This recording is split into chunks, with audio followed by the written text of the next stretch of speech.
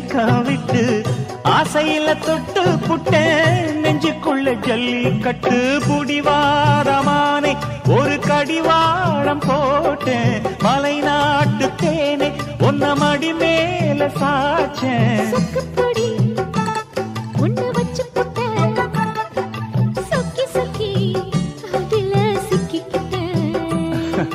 கிச்சிலி சம்பா குத்தி எடுத்தே மொச்ச குழம்பும் வச்சு எடுத்தே ஆமாடி அதுக்காகத்தான்